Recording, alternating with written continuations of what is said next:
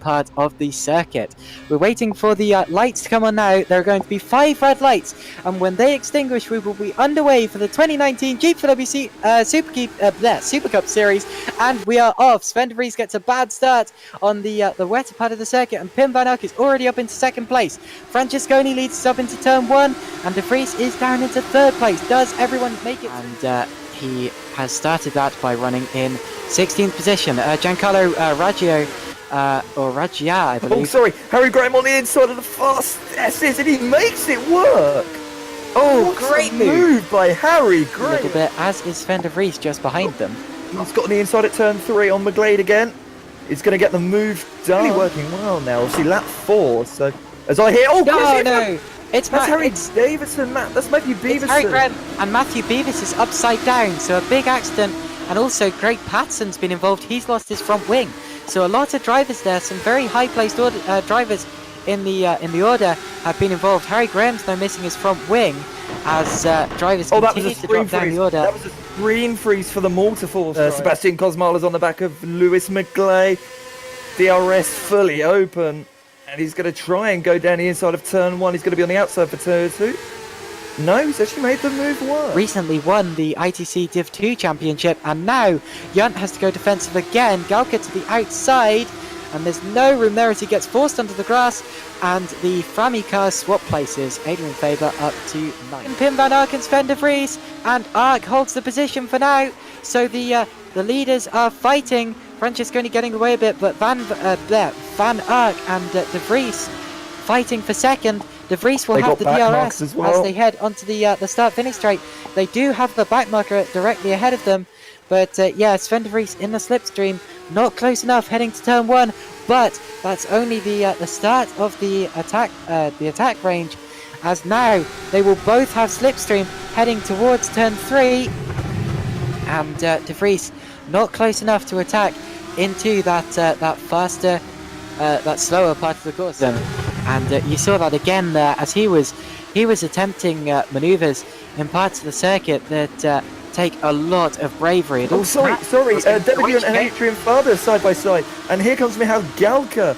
So Faber's gone through the penultimate corner, and now Galka is going to try the inside of someone that's very close down the start-finish straight.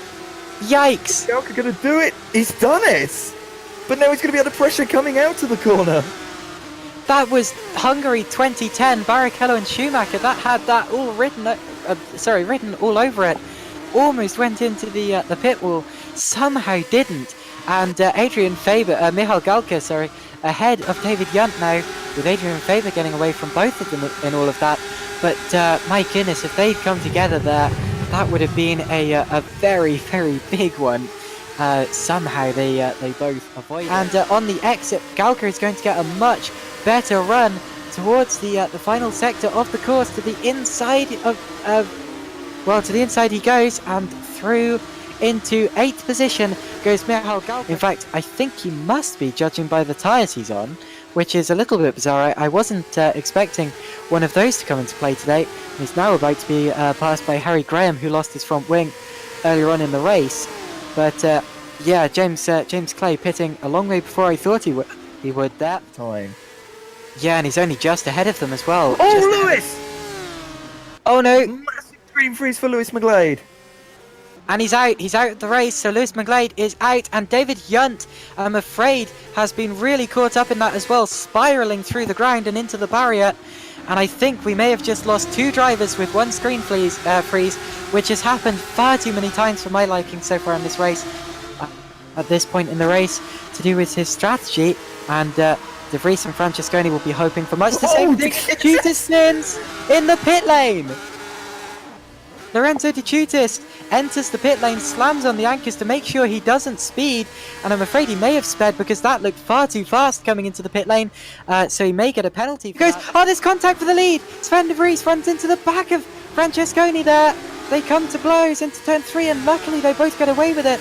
But whatever the case, so close there. De Vries had a real attack of Francesconi, and he's going for it again. No room quite yet, and he just manages to brake in time to not run into the back of Francesconi again.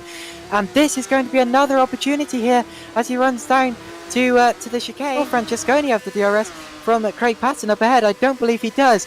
Down the straight they go. De Vries in the slipstream pulls to the outside.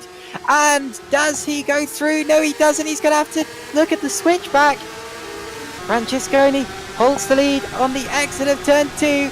And they're side by side. This is where they came together a lap ago. This has been relentless for a whole lap now.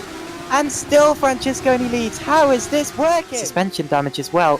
And he drops outside of the points and goes into the wall again. And now look at Sven de Vries. Oh, they've got traffic. This is a crucial situation. And Francesconi's going to box him in. That was very good driving there from Francesconi to box him in behind Bruno Sousa Ferreira, using the back marker traffic. Very, very intelligent driving there. You have to put the blame there on Stefan Geis, I'm afraid to say. And luckily, not more drivers getting involved, and Harry Graham got away without any hold up. And the rain is truly falling now. Coming out of the final corner, that's Woodford attacking Graham, attempting a switchback. And not quite, whoa, he's gone into the wall. So Ross Woodford, I'm afraid, has lost it. Just 2/3 of a tour to go. And Sven de Vries is going to take a look, surely, probably towards one of the other. He's spun! De Vries loses it! No! And we've been robbed of a final lap battle. De Vries is going to feel so bad at that. And does he keep second place? Pim van Ark goes through. Pim van Ark is going to finish second as Sven de Vries loses control on the final lap of the race in tricky conditions. He just couldn't find the grip, and around he went. Luckily, he did tap the wall, but luckily he didn't lose his front wing, and that is simply the conditions being too much for the car. Michael Francesconi is going to win the first round of the 2019 GPVWC SuperCup Championship. It's going to be close for second, but I think Van Ark might just hold onto it. Michael Francesconi has 2 corners to go in this race. Van Ark's made a mistake, so De Vries almost takes it, and Michael Francesconi comes out of the final corner. He has withheld immense pressure, and he wins in fantastic style in the wet. 100% of the race is done with Michael Francesconi out.